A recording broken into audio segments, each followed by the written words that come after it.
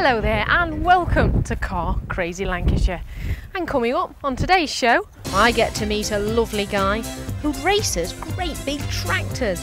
I visit Botany Bay for a spot of cars and shopping with the hunt for the next Formula 1 champion, and Pat Mancini polishes another one of her classics. Now, if you were watching a few weeks ago, you can probably remember the interview with Peter Khunert and his banana-coloured Evo 5. Well, I'm with Peter here again today, and this is toy number 2. Peter, it's awesome. Go on, tell us what it is. Right, it's a Renault Clio dimmer. It's one of 32 that was ever made, and it's the finest show car what Terry's ever made. Just to go through it, if you want to look at the interior first, you've got a DVD player, television screen, radio cassette, a stack system under the seat. You've got speakers in the back with the amps. All the back's covered in black Alcantara leather. I hear there's something very special about the steering wheel. Yeah, it's a removable more steering wheel. You just pull these two side panels out here, and the steering wheel should come off like that. That's clever. Then you just put a key in there, lock it up, throw it in the boot, or take it with you. It virtually makes the car unmovable unless they're going to pick it up with a stacker truck. Other than that, we've got micro switches under the door handles. It's got a full Cat 1 alarm system on it, so it's virtually untakeable. Then going to the front, we've got a supercharger under the engine. All the engine's been virtually hand-built. It's got a stainless steel hand-built exhaust system. The supercharge and the engine's been modified to take 460 brake horse at the moment, which is quite rapid. It's probably about 0 to 60 in 5 seconds, which doesn't sound much, but the top speed is around the 155, 160 mark. So it's quite fast. Now, of course, it's very low and the suspension's fully lowered. Do you have any problems with speed bumps? Yeah, I usually scratch a little bit on the front, not much. Touch wood, up to now we've not had much damage, just little scuffs. But some of the speed ramps are quite high, you know, they can cause a problem. Now then, Peter, these Lancashire lanes, you must have some fun tearing down them. Go on, unofficially I do actually. I've had a bit of fun. Do you find it really helps living in a kind of a rural area? Yeah, it's excellent because the police are quite lenient, and as long as you don't go stupid, there's no problems, and the roads, there's hardly any traffic over the moors. And like I said, I have loads of fun with the car. I don't actually hammer it, it's just nice driving roads. You know, other than that, I have my toy bike. Well, yeah, I was going to say these Lancashire lanes are perfect for a car, but they're also pretty handy for 2 wheels. Yeah. And that's going to take us nicely onto your third toy, isn't it? Yeah, my R1 Yamaha. Now, Peter, I couldn't help but noticing them little bottles on the side of your R1. Are they when you get a bit thirsty, you know? No, they're not. They're nitrous oxide bottles on the bike to give it extra power. What I've done, I put a nitrous oxide quick shift on so you can change gear through the box automatically. It's also got 2 nitrous oxide cylinders on and the jets in the bike to boost it up to 500 brake horse. There's 0 to 60 in like 5 seconds. Sorry, 0 to 150 in 5 seconds. But it must immediately pop a wheelie with power. It does. Do you have trouble keeping it down? Yeah, you have to lie on the bike. You only do it on the drag strip, you don't use it on normal roads. Yeah. I mean, you're in Lancashire and you've got basically the choice of the best 2 wheels around and the best 4 wheels around, I'd say. Yeah, thanks. Peter, lucky man. All right, cheers. Cheers. Thanks a lot. Now we've come along here to Great Eccleston in Lancashire to meet a man who actually races tractors. But they're not quite like this. No, it's more like this. This is the biggest tractor I have ever seen in the world. And the proud owner is Brian here. Brian, now you race tractors. Now, what's all this about? Right, well this is a tractor called Desperate Dan, which we use for the sport of tractor pulling, which pulls a 120 tonne sledge down a 100 metre track, and the person who gets the furthest is the winner. How long have you been doing all this tractor pulling? Oh, too long I think. 22 years we've been doing the sport, but this is the one which we've done for the last 8-9 years now. This has been the most successful one. Well, this sport's actually taken you all over the world, or certainly all over Europe, Oh hasn't it? yes, true, yeah, we do 7 or 8 European countries normally every year. We haven't just done this year, but normally we do. Yeah, from Denmark, Finland, Sweden, Holland, France, Germany, Luxembourg. Goodness Yeah. me, yeah, well-travelled man. Now, just looking down, all I can see is engines, engines, and engines. Now, for a start, how many engines have we got going on? Well, we have 5 which we pull for the top class. Yeah. We can actually take this top motor out, which takes about 3 minutes, pulling in a smaller class. Each of the engines are 1,500 horsepower each. They're 533 Chevrolet V8s, Alki blow motors. The front 2 actually are slightly bigger. They're developing about 1750 horse. Oh, goodness me, I'm doing a quick calculation here. Right, what's the total brake horse about we've got? 8,000. Oh my goodness me, 8,000. And what does it run on? Alcohol, like the driver. You told me you sunburned. So what can you get to the gallon then with a gallon of alcohol? Well, it takes about 12 gallons to do a 100 metre pull. So, how many pints is that? well, it's a lot of pints. It was 96 pints per pull. Oh my god. How many do you take to get in there? Oh, 1 or 2. No, we can't. Only after the event. Of course, of course. Now let's have a look at the dashboard. As we can see, it's pretty sparse, isn't it? Yeah. Well, So we've got a rev counter on there. yeah, all there is the fuel kills, Yeah. the starter button with the transmission, which is low and reverse for shunting, Yeah. the high or the very high for forward gear, and the 2 independent brakes which we use for steering. You can Right. imagine when the front end's 2 or 3 foot in the air, and if you go out of the track you're disqualified, so you've got to, if you're going out of the track that way, you've got to dab your brakes to pull it back in. You've got to be pretty strong, haven't you, to do this? No, it's not so bad really. No.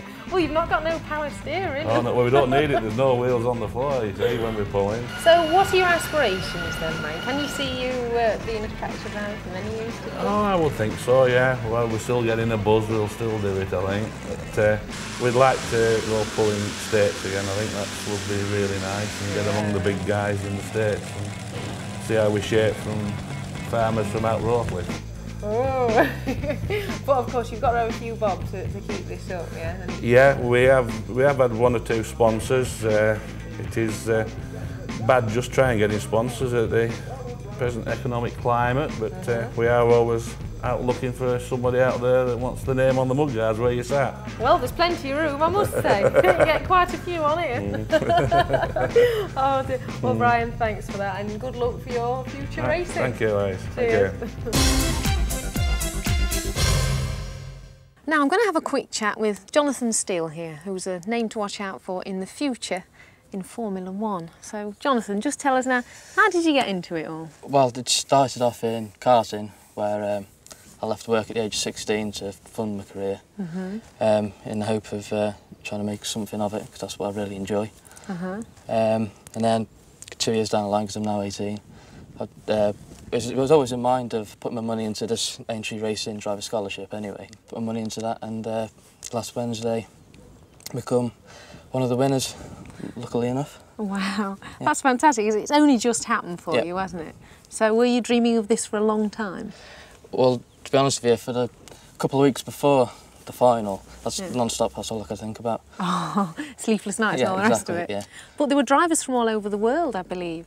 You know, yeah, trying to apparently win so. the scholarship. Apparently so. Yeah, they didn't make it to the final. I've just heard, but yeah, apparently, yeah. How does it feel changing formulas? Like you say, you used to do go-karting, you know, and then moving up a formula. Is there a big difference? Well, the level of karting really people don't seem to appreciate is that especially the gearbox karting I've just moved into. It's a serious piece of equipment, like 0 to 60 in like 3.5 seconds or so. So, Jonathan, what sort of speeds are you reaching on a track like this at Aintree? Probably in fixed gear karting, you're doing at top level probably 90 mile an hour at the end of the straight, and probably 110 in the 6-speed 125cc category or the 250. Wow. So. Does it feel faster than that? Because my experience of a fixed gear go-kart when I'm probably doing 30 or 40 felt like I was doing 90. to be honest with you, when you first go out in something, it's like, oh, that's really quick, and then lap after lap it gets slower. And as soon as you start racing with people, it's like, I want to go quicker, because you always want to get past people. So you never really think of how quick you're going. You always want to be going quicker than the person you're racing with. Yeah. So speed sort of seems irrelevant after a while. It's only when you look back afterwards and you're looking at people going past doing the same as you, and you think, am I going that quick? You know, so. Now then, Jonathan, who's your Formula One hero? I would have to say Nigel Mansell before anybody else. Just the way he never give up. He was always exciting to watch. If he had to get a bit out of the car, he always would. He was like the likes of Alan Prost. He was always a good driver, but he was more, he'd just go and drive round, and he wasn't so exciting. When and Ayrton Senna was always a good driver, always really exciting to watch. If you had the choice of a circuit to try, maybe Silverstone, Brands, what would you go for? I'd have to say Silverstone. Yeah, really. Silverstone. Yeah, what about Monaco? Monaco looks like a great atmosphere. Yeah. Well, it depends what form you're racing in, but it looks very hard to overtake, and it's more of a follow people around type of a circuit. It is, to be there must be brilliant for the atmosphere and stuff, but from the racing point of view, I'm not sure if it's the best. Okay. All right, thanks, Jonathan. It's time to take a short break now, but we'll be back very soon with plenty more Car Crazy Lancashire. Welcome back to part 2 of Car Crazy Lancashire. Are you ready for some more four-wheel frolics?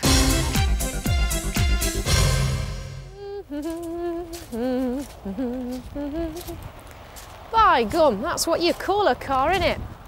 Well, here we are once again in beautiful Lancashire. But as you can see, the weather's not that good, is it? No. So what does one do on a day out in Lancashire when the weather's like this?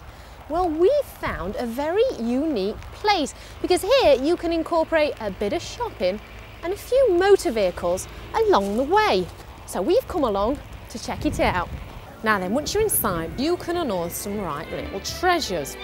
Check this mate out here. Oh, first I'm going to put my hat on, because I've got to look the part, haven't I? Right, here we go. Of course, it's a heavy sled. Right, now this fella here, his name's Dennis, and he was one of 2 fire engines built for Stoke-on-Trent Fire Brigade. He was built in 1968. Now, he did his job, bless him, he put lots of fires out, but it's a bit temperamental. He did get a bit wound up sometimes. Oh. Imagine having to do that every time you have to put a fire out. God blimey. Right, let's have a look inside. Oh, and this is George. Bless him, he's lovely, isn't he? I do like a man in uniform. And George very kindly lent me his hat. Come on, George, give us a hand up. Oh, it's no use, is he? Oh, God blimey. Now, there's not much luxury inside a fire engine, I'm afraid. I wouldn't exactly call it a walnut dash, but it is made out of wood. And you've got like a metal plate here. And very basic, just a rev counter.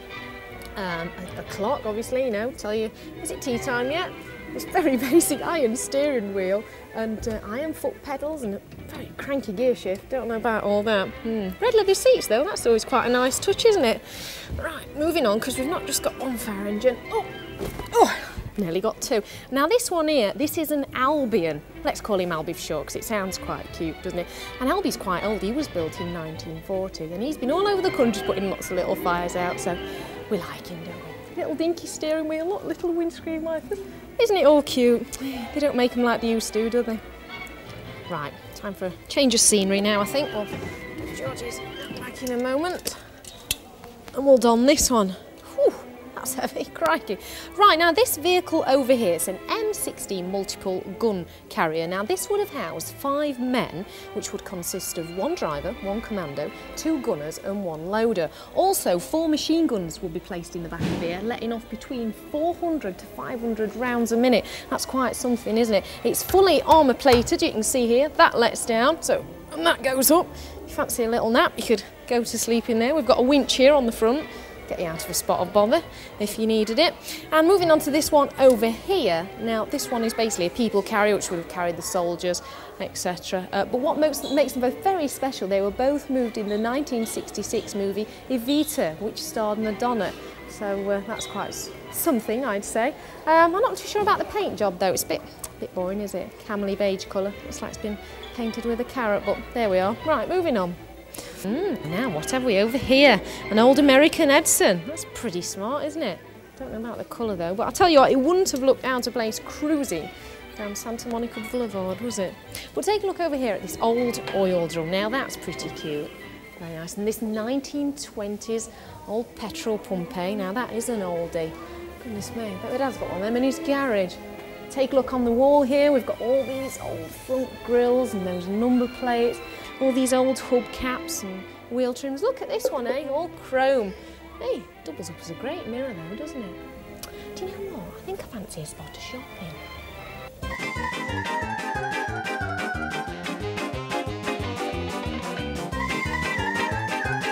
Come on, we need more cars. I'm running out of shopping. What we got? Oh, look at this. For sale. Maserati F1. And it's a bed. Oh my goodness. You could have a bed made as any car you like. Oh, that'd be fantastic. I'd never get out of bed, would I?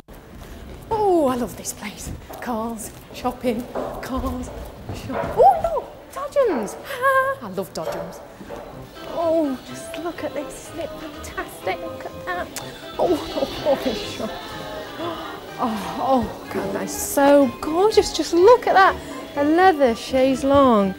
Hey, oh, that is absolutely gorgeous. Oh, and this little stool. Oh, look at that. Isn't that fantastic? Oh, I love shopping.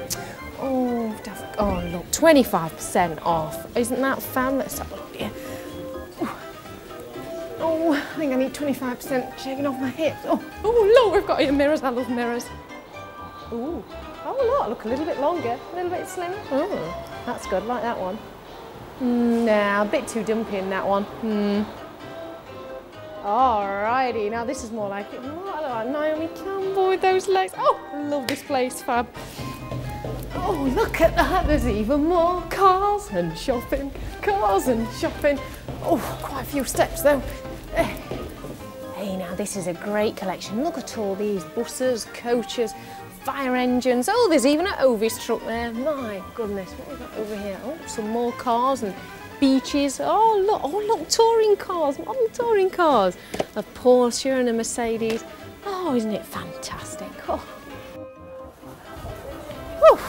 Oh, I've had a great day here today. Well, the only problem is now I've got to think how to get home. Any ideas?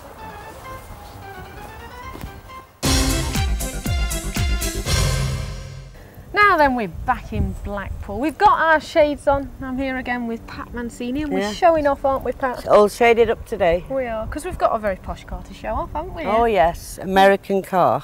Now, your late hubby, bless him, he had a passion for Cadillacs as well. Yes. Oh, I loved America. He loved all cars. He just loved cars, but he had a passion for the American cars.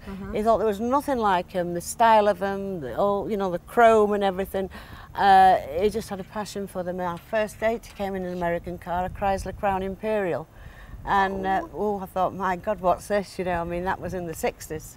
But he did have a passion for cars, American cars. He liked all very impressed. I liked all this at the front, the chrome, the flashiness of it and the wings, and he just loved to drive around in them. And he admired the Americans for the cars. Yeah. I mean, they love these things, or you hate them, and he loved them. Oh, definitely. Yeah. And I bet they're not the easiest things to drive because it's so big. That's right. That's right. Yeah. Oh, you got to manoeuvre it, and they are difficult to drive because they're so big, and you can't park them. Oh no. But you just like to look at them and just drive. You've got to keep them moving over them, otherwise they'll seize up.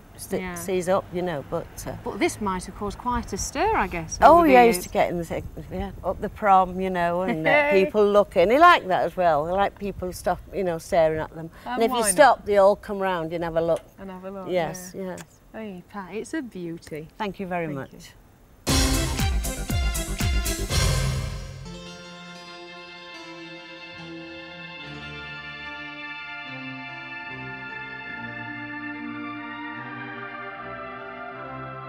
Well, you've guessed it, these Lancashire folk are a bit crazy about their classics, and I'll be looking at some of the most cherished cars in the county, here at Burnley Classic Car Show.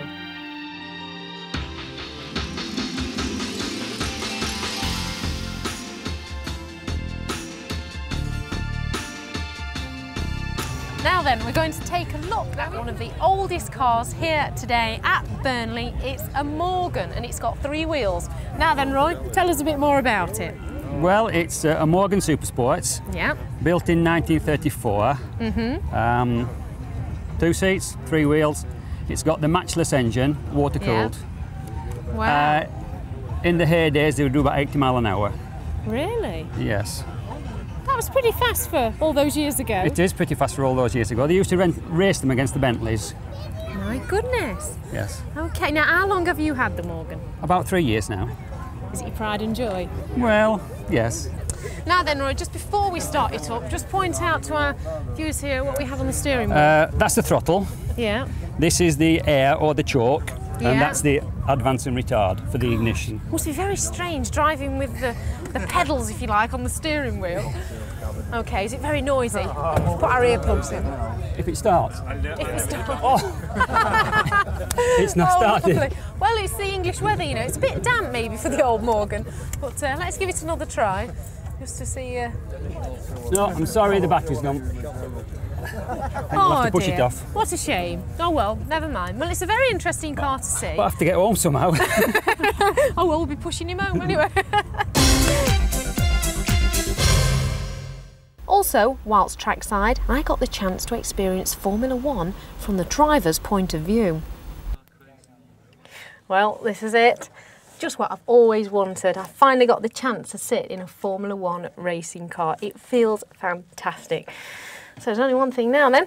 I'll take it around the track.